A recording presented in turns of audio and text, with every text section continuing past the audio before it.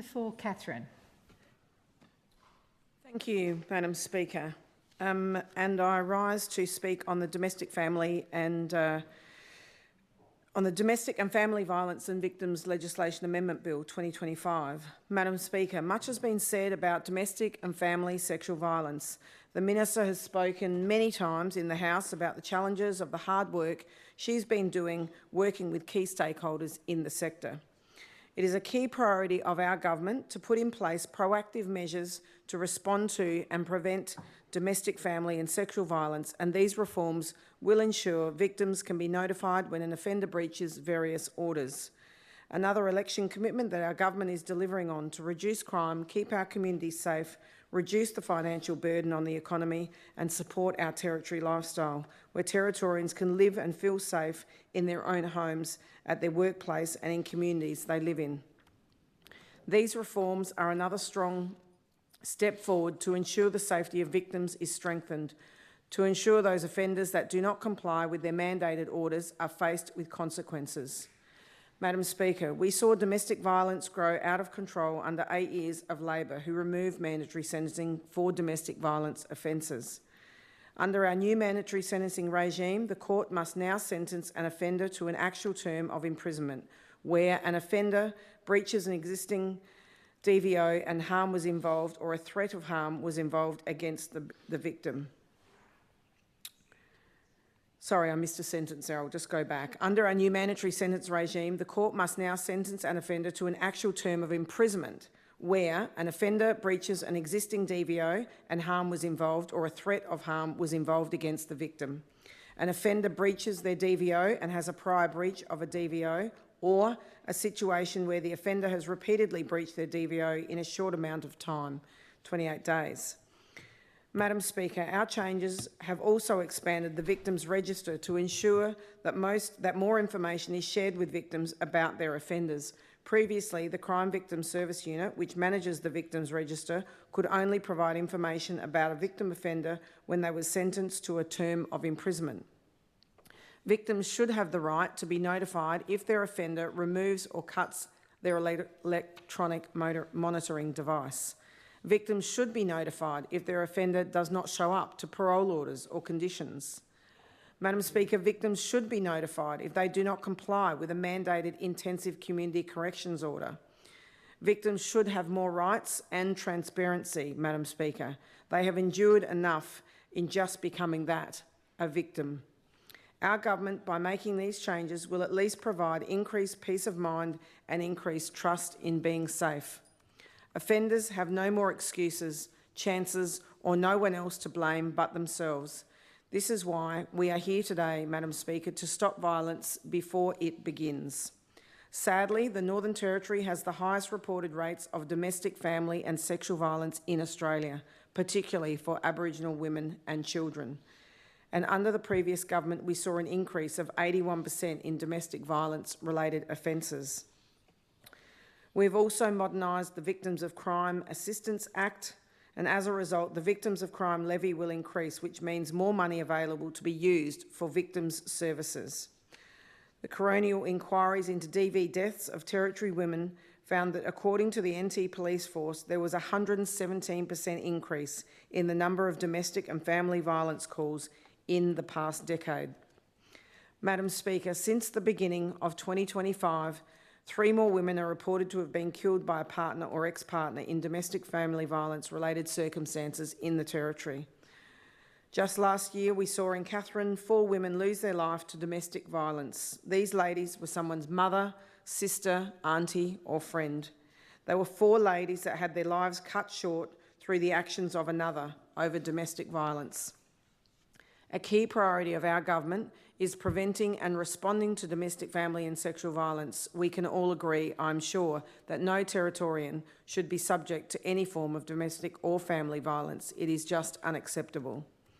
Over my time as the member for Katherine, we have spoken often about domestic violence issues and how better to support programs.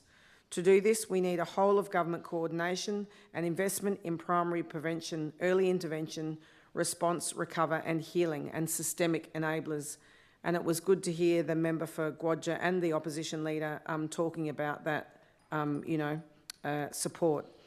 Madam Speaker, I also bring to your attention that one of the main contributing factors to homelessness in our nation is a result of domestic and family violence, with nearly 30% of individuals that are at risk stating this as their primary reason for seeking help.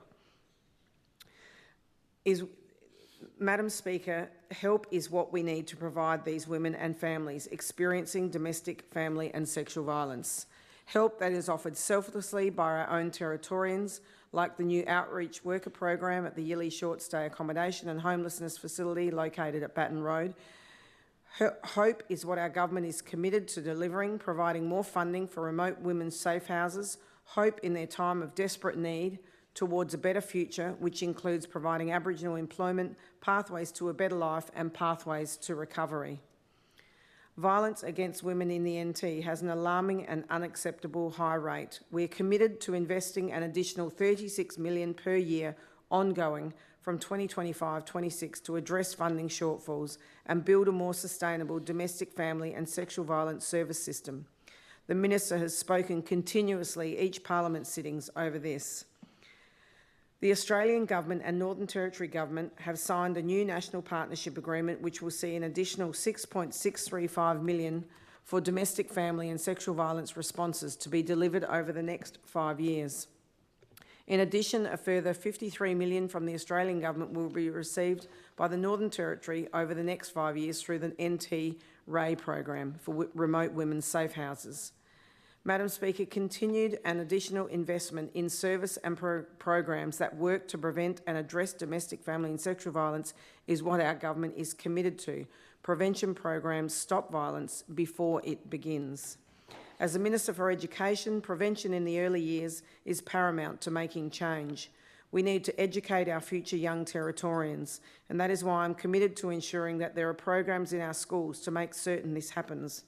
I note that the member for 𝙍𝙀𝙇𝙀𝙑𝘖 spoke earlier about some of the programs that happen in schools.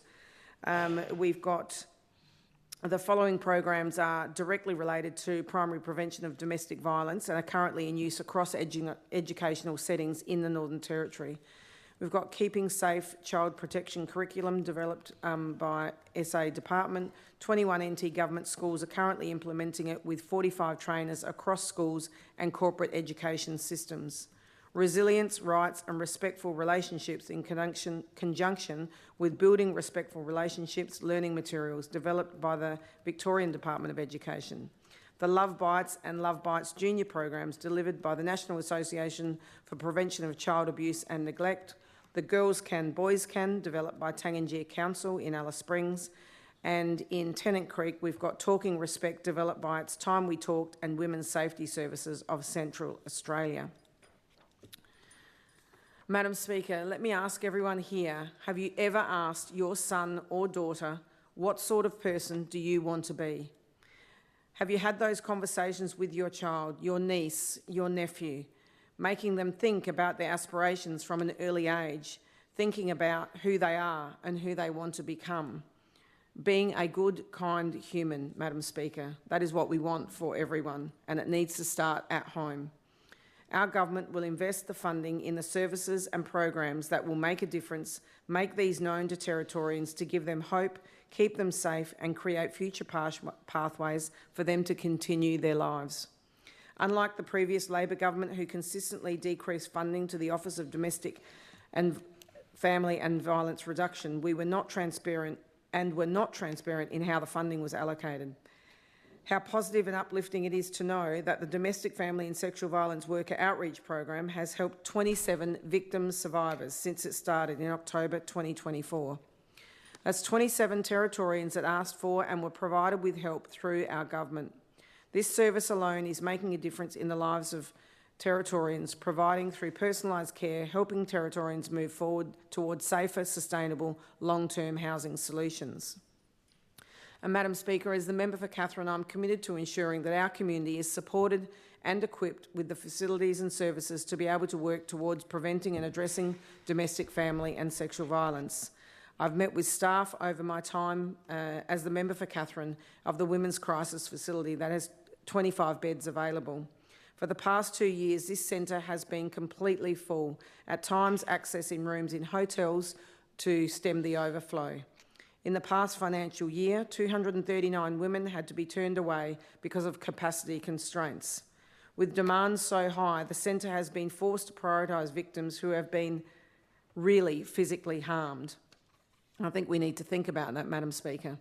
When a 19-year-old woman walked into the Katherine Women's Crisis Centre for help years ago, when Jo Gamble was there, she's now no longer there, but when I was speaking to her, she said, saying that the person that walked in asking for help, saying her partner had pushed her, the staff remember feeling excited about the fact that somebody actually had come in and had acknowledged the fact that that was not okay behaviour. It's not okay, Madam Speaker, to have been stabbed or to have two black eyes or beaten with a weapon, whether it be a metal pole or a fist. None of this is okay. None of these actions should be tolerated or accepted as normal behaviour by any woman or man.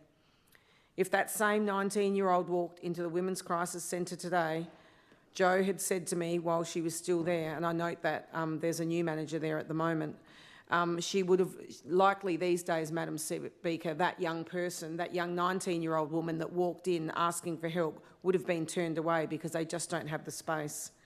That is a shame. The NT has the worst domestic and family violence rates in Australia, with an intimate partner homicide rate 7 times that of the national average.